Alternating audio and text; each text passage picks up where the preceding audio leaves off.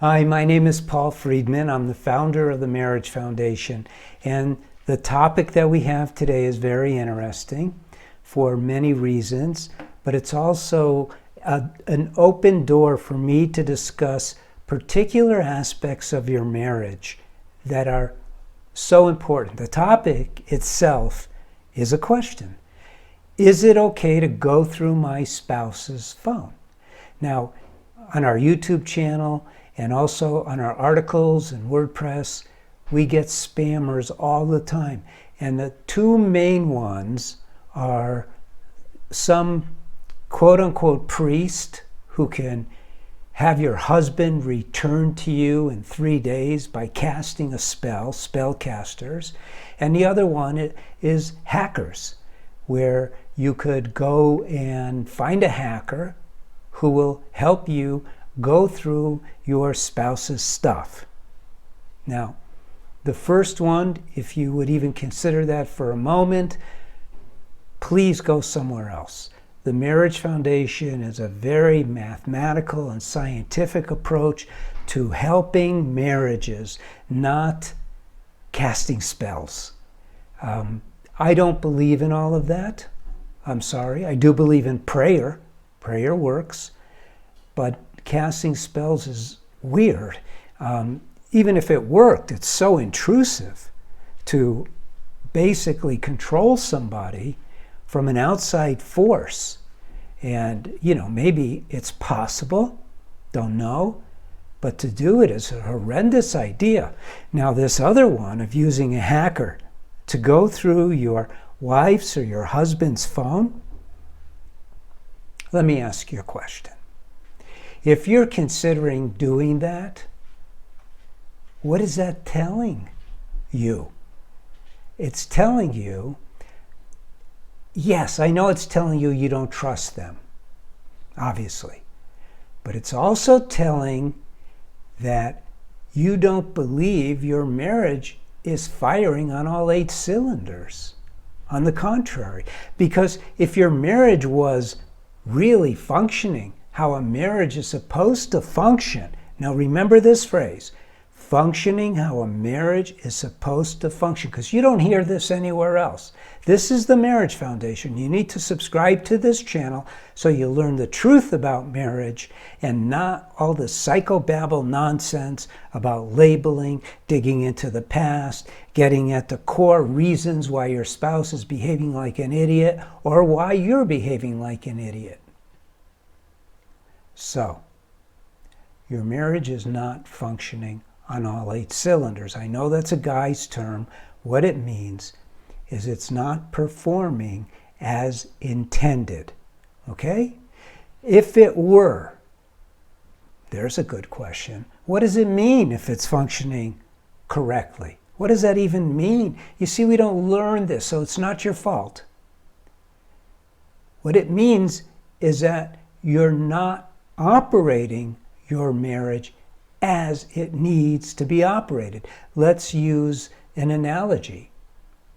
Now, if you're a pilot, you'll get it, but it won't apply. If I hand you the keys to even the smallest plane, a Cessna, let's say, or a Cherokee, and you found the door, and you managed to get in, and you found where the key is, and you turn the key, it's not like a car, it's not going to start.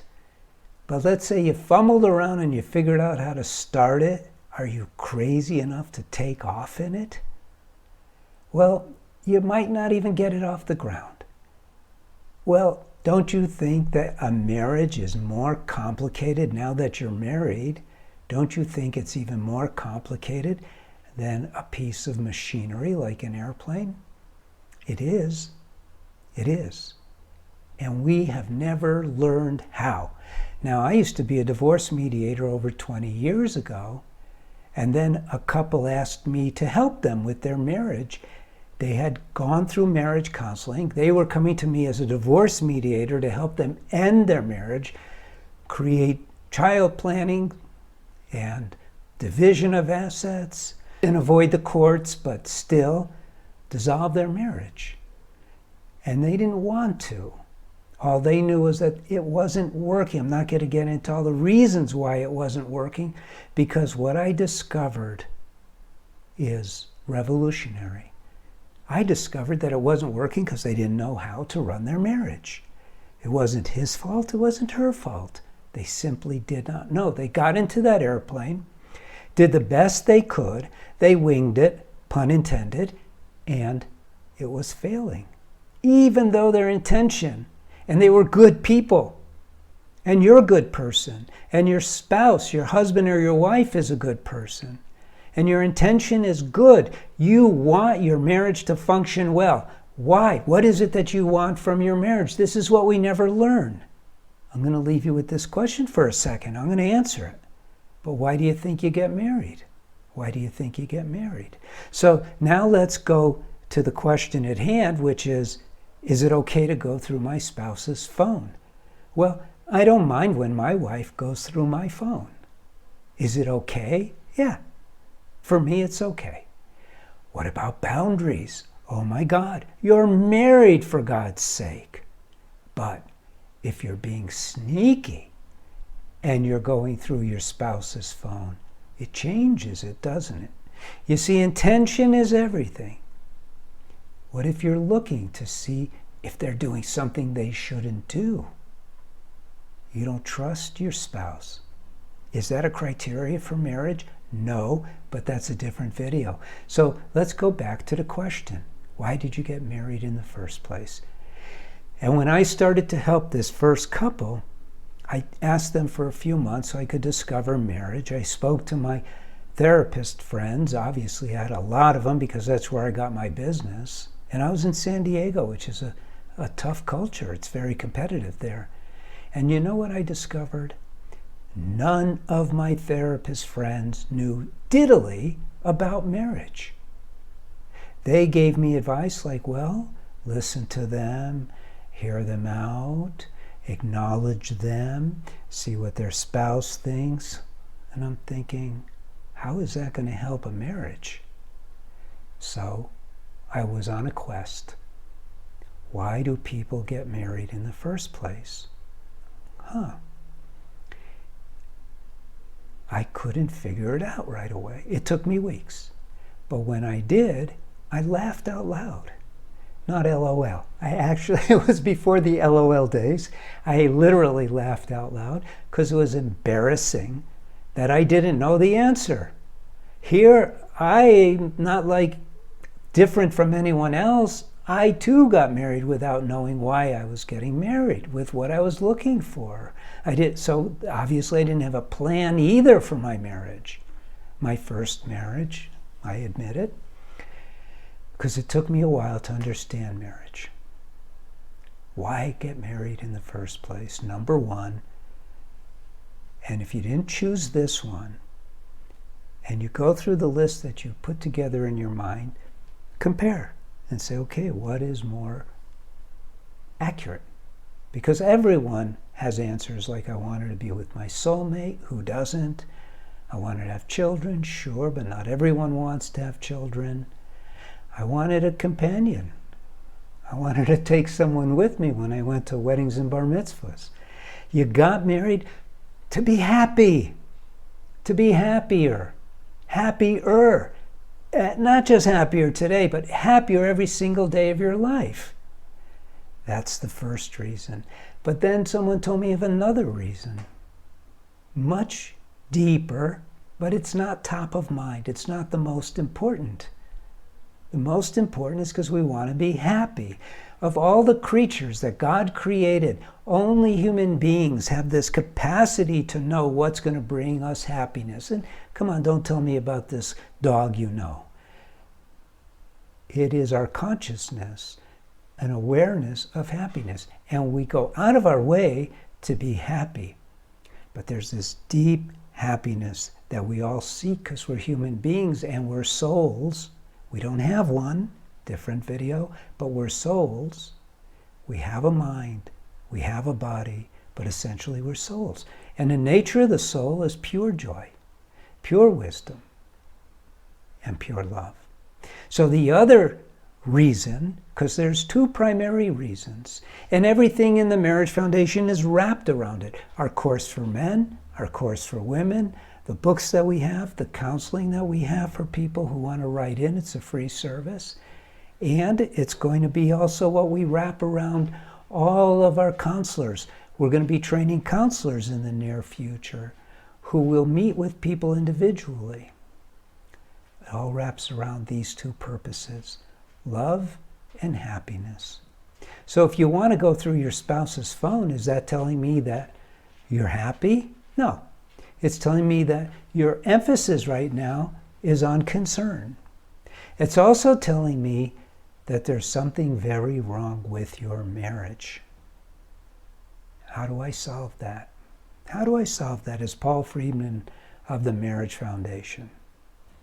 By taking your attention away from one of the things that is going wrong in your marriage and putting your focus on your marriage as a whole, reminding you that you got married to be happy and to experience unconditional love that is ever expanding from the day you met each other until the day you die. That's why you got married. So what does a properly functioning marriage look like? I didn't say perfectly functioning. You don't have to have perfection in your marriage. But it has to be functioning properly. It's just like when you drive your car, you can make a mistake. You might skid in the rain. You might swerve to avoid hitting a dog running in front of you. But you properly drive your automobile. You need to learn how to properly drive your car. You need to properly learn how to drive your marriage. Now, if your marriage is way off track and the tires are banging into everything and it's shaking like crazy, I may have to help you get out of the hole that you've planted yourself in, that rut. And for that, you use the course, either for men or for women, because it's a process. First step in the process is get you the heck out of that rut. The other steps are all ascending steps towards marital bliss, because that's what you want. That's what you're supposed to have. That is what you will have when you properly drive your marriage. It's simple. So what does that say about all these psychologists, these marriage therapists? I'll tell you what it says. It says they don't have a clue. They don't know anything about marriage. Ask a therapist, a psychologist, to define marriage for you. See what they say. Ask me. I've got several. I created several definitions. My favorite that I created is marriage is an individual spiritual path that you take with your soulmate. It's amazing, isn't it, when you look at it that way? Why a spiritual path?